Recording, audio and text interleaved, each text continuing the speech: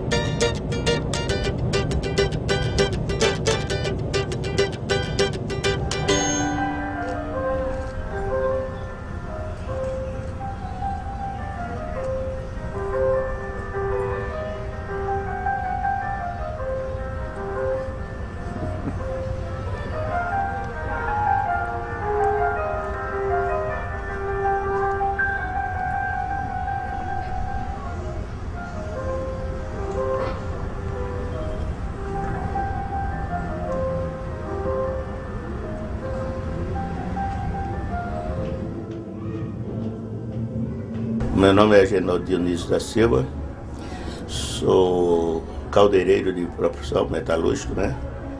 E exerço a função de presidente da Federação de Mutuários do Estado de São Paulo. Cheguei aqui em agosto de 1981. E quando nós chegamos aqui, isso aqui era isso era um caos total, entendeu? Imagine vocês a questão do transporte, aqui tem 65 mil pessoas morando aqui. E não tinha linha de ônibus, só, na época existia só o trem que vinha de Mogi das Cruzes. Aí, imagina você pegar o trem aqui com essa quantidade de pessoas que chegaram de uma vez aqui, entendeu? Eu até brinco que os conjuntos habitacionais têm uma diferença dos bairros. Os bairros nascem e crescem. O conjunto habitacional já nasce crescido, já nasce grande. Entendeu? As pessoas não se conhecem, as pessoas chegam e dentro de cada um para o seu... A gente nem chamava isso aqui de moradia, de habitação, a gente chamava de abrigo, né? Cada um se abrigava na sua portinha e saía de manhã para ir trabalhar e à noite para dormir. Então, essa Coab aqui foi uma dos primeiros conjuntos habitacionais construídos aqui na Zona Leste. É um dos maiores conjuntos. Eles fizeram um planejamento, assim, na época tinha a previsão de uns 12 mil apartamentos aqui, né? O conjunto habitacional é uma tipologia moderna, da arquitetura moderna por excelência, que se inaugura nas primeiras décadas do século XX, depois da Primeira Guerra, pressionado por uma necessidade de reconstrução das cidades bombardeadas e cidades que cresciam muito rápido com a migração. No Brasil, essa utopia moderna vem atrasada e encontra um contexto social completamente diferente. Ela é, na verdade, a resposta a uma demanda muito urgente de crescimento, de explosão urbana muito forte em São Paulo, nos anos 70 principalmente, e coincide com o contexto histórico em que o governo é militar, sem tanto enfoque naquela utopia coletiva que estava na origem do projeto moderno.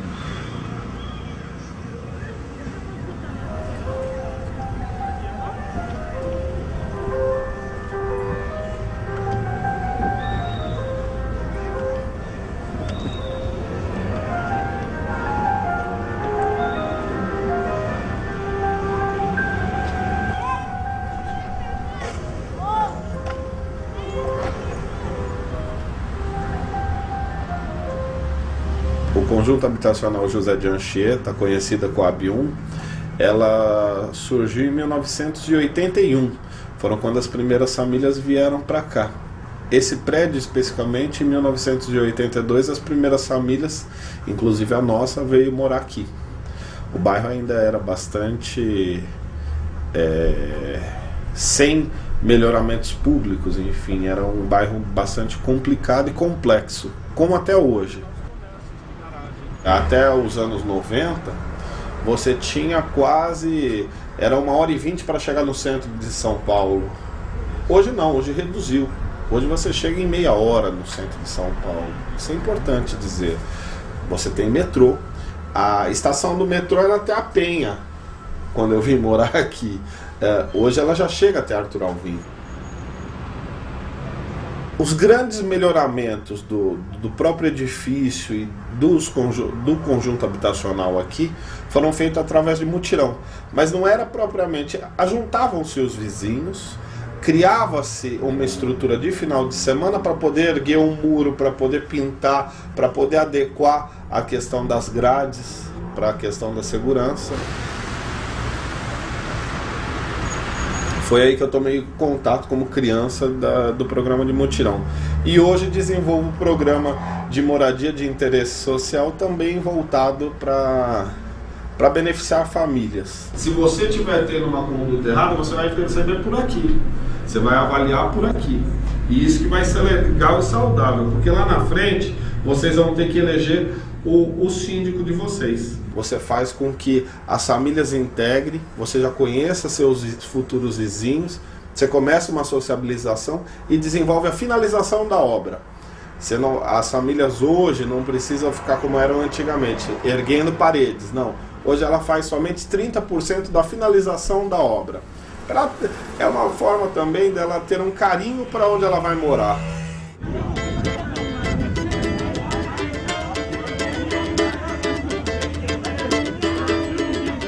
Quando eu mudei para cá, não havia a separação entre os prédios, né? E até se pensavam em juntar 5 prédios e fazer tipo um condomínio fechado ali. Mas a ideia, a individualidade do povo às vezes fala mais alto, né? Então, aos poucos foram criando as separações, os muros entre os prédios. E ao criarem os muros, vem a questão de espaço para garagem também, né? Cada um, o que tinha condição de levantar uma garagem, erguiam a sua garagem para pôr o seu carro com mais conforto. Essas garagens, muitas vezes, passavam pouco tempo como garagem, mas por terem saída para a avenida, muitas dessas garagens se transformaram nos comércios alternativos, né? Que hoje são fundamentais para o próprio funcionamento do bairro.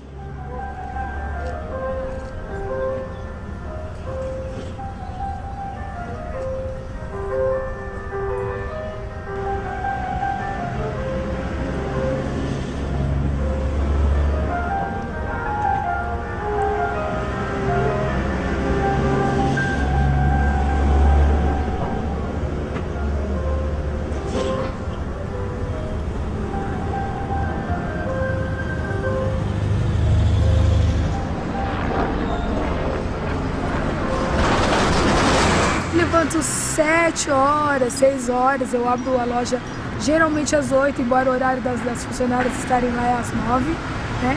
E já vou atendendo. Geralmente eu chego, faço minha oração de manhã, limpo a loja toda, ouço um pouco de louvor e daí por diante vou aguardando o cliente, atendendo o telefone. Então é um dia bastante corrido.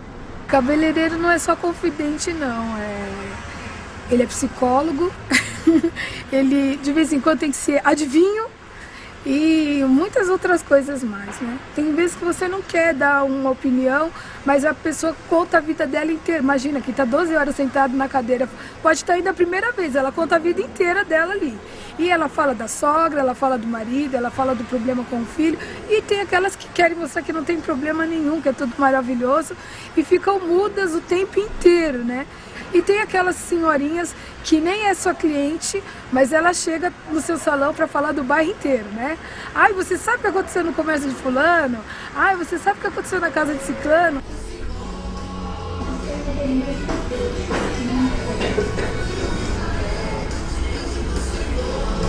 Maquiagem eu faço, penteado eu faço, mas sempre baseada em puxar essas coisas para o afro, né? Para ficar uma coisa estilizada mesmo. Quando eu cheguei aqui, realmente me chamou muita atenção essa coisa de cor, né, dos prédios e ser muito parecidos, né? E aqui você vê tudo quadradinho, igualzinho, mas a diferença é a cor, né? Tem o cara que é chocante na cor e tem aquele que é mais apagadinho. A Pedreira de Itaquera, ela é um marco muito decisivo para a região e principalmente para o bairro. Primeiro porque o próprio nome está vinculado a ela, Itaquera, Pedra Adormecida. E aqui tinha um núcleo afrodescendente muito forte, o pessoal de Santa Cecília, da região central, praticamente que foram os primeiros compradores desse loteamento. Por quê? Eles trabalhavam na pedreira e precisavam morar próximos. E a pedreira, ela tem a participação dela na história, na cultura da cidade de São Paulo. As pedras de Itaquera fazem parte, por exemplo, da Catedral da Sé. Que é o seguinte, quando eles explodiam lá a pedreira, aí as pedras voavam e batiam na janela do pessoal dos prédios mais próximos, né? Começou a causar dano e o próprio estrondo balançava as estruturas, né? Isso começou a incomodar algumas pessoas. E aí nós começamos a fazer reuniões para discutir essa questão da pedreira. E já estava também, ele falou assim, a pedreira já está no fim, porque a ideia era fechar. A ideia era fechar a pedreira, né?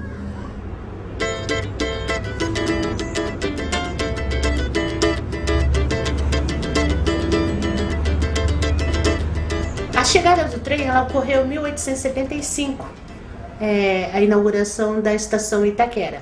Na época, já havia necessidade, ela já tinha uma produção agrícola, era já um cinturão verde, já fazia parte do cinturão verde do município, e havia necessidade de escoar a mercadoria. E como ela estava muito distante do centro do mercado, a estação foi a aproximação maior. Então, era logo pela madrugada, as pessoas aguardavam o trem para escoar toda a mercadoria para o mercado municipal central.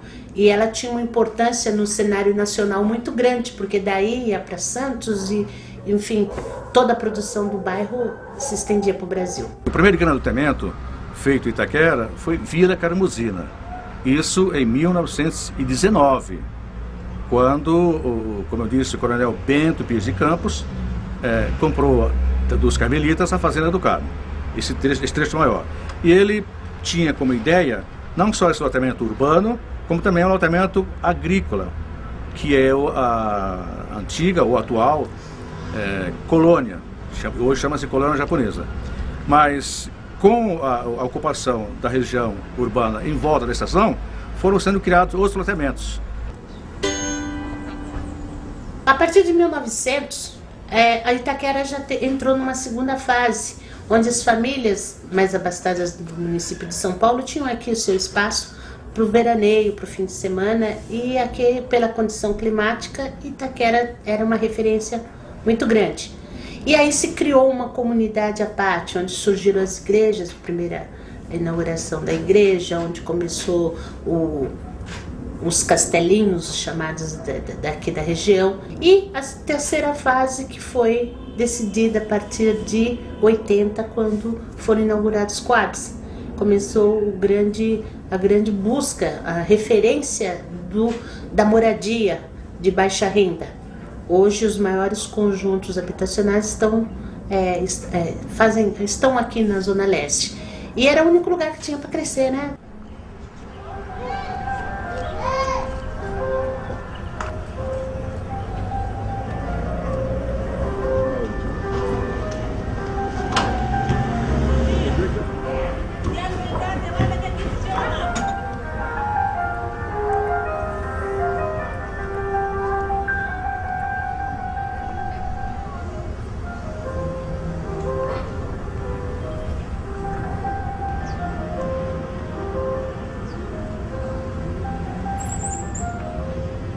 acordo às 5h30, tomo banho, faço café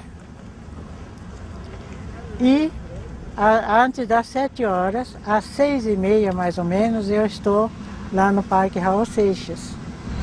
Recolhe, expande e abraço o desenho. Aprendi a fazer Tai Chi porque tive isquemia cerebral. Deixou algumas sequelas e o médico recomendou que fizesse fisioterapia ou algum exercício.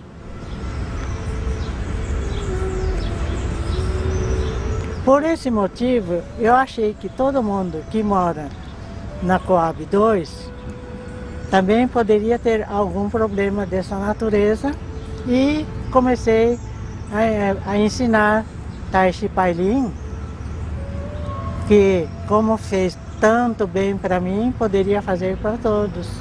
Os alunos vão melhorando, tendinite, enxaqueca, insônia, tudo isso vai sumindo. Sumindo porque todo mundo fica alegre e ficam felizes. Que também faço prática de risoterapia. Vou começar. Vamos rir.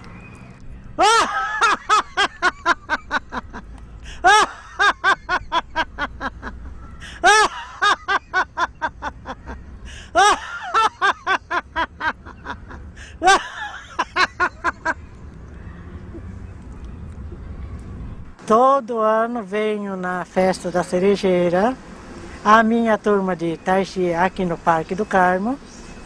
Nós praticamos Tai Chi dentro da Cerejeira ultimamente, né, para festejar junto com as cerejeiras, né? Porque Tai Chi é assim, está em conjunto com a natureza.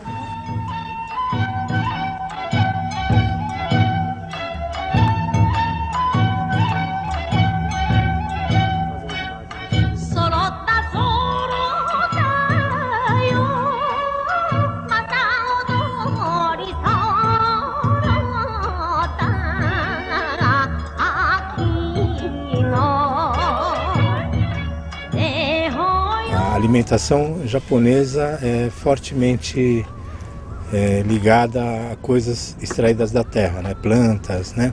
Mais do que animais. Quem fez o loteamento em Itaquera já imaginou que os japoneses poderiam ser úteis trabalhando na terra, uma coisa assim, não em café, né? Em cana-de-açúcar, essas coisas, mas em coisas mais miúdas, como verduras, hortaliças, coisa que não fazia parte da alimentação do paulista, né, do brasileiro, não porque eles não gostassem, mas porque não havia quem produzisse. Então aqui houve experiência com tomate, morango, né, até que Itaquera se firmou como produtora de pêssego, né? Daí o nome da estrada do pêssego, né? Avenida Jacu Pêssego hoje.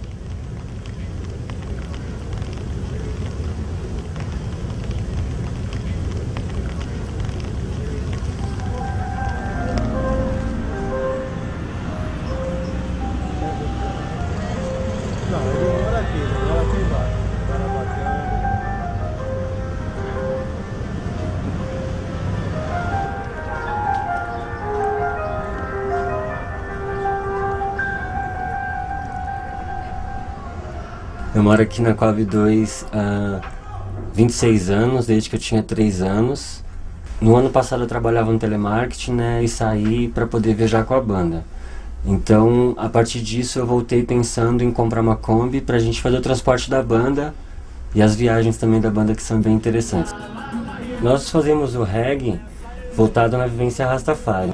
Rastafari é a pessoa que está tentando caminhar na terra, sobreviver sobre todas as tentações, né, que o mundo babilônico, que é o sistema todo, que nos faz consumir cada vez mais, nos faz desejar cada vez mais as coisas. E aí, Rasta? Tá indo onde?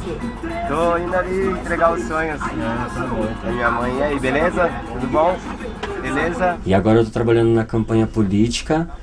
Eu faço campanha para uma candidata, né? Tá adesivada a Kombi, e eu levo as pessoas da campanha para fazer pesquisas de porta em porta, entregar os folhetos, essas coisas. Então, participo das carreatas. Hoje em dia eu trabalho mais por aqui mesmo na Coab, faço alguns bairros próximos, mas agora eu tô tocando a musiquinha, o jingle dela na Coab o dia inteiro.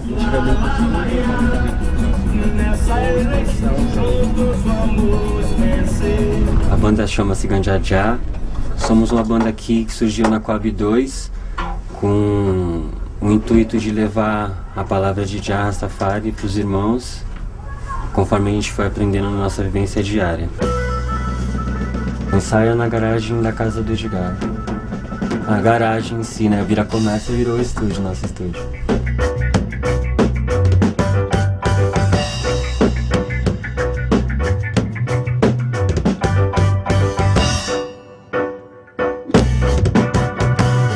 Antigamente todo mundo ia pro centro procurar cultura e tal, e hoje em dia existem mais pessoas na periferia, né? Então a cultura da periferia de repente é mais interessante para a periferia, né?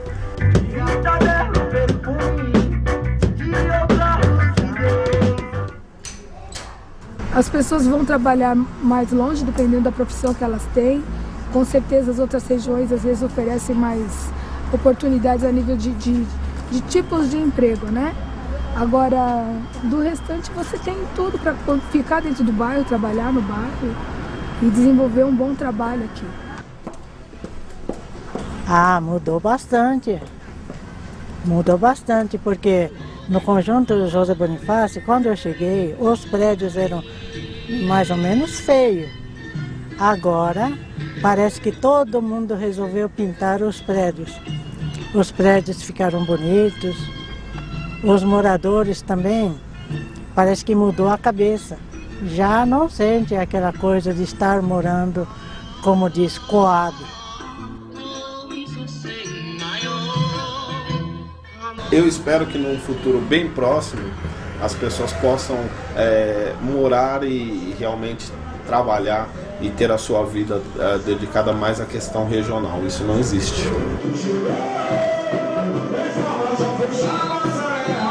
Eu nunca tive vontade de sair e gosto, adoro meu bairro, e até acho que esse bairro que me fez um homem comunitário. Eu quero ver meu bairro progredindo, eu tenho orgulho do meu bairro. E aí eu seria me considerar um cara burro de estar lutando a minha vida inteira para melhorar a qualidade de vida. Quando eu estou lutando para melhorar a qualidade de vida do bairro, eu estou lutando para melhorar a minha também. E por que eu vou sair daqui para ir para outro lugar, começar tudo de novo? Eu vou usufruir dessa luta que a gente conquistou com esses 20, 30 anos de luta.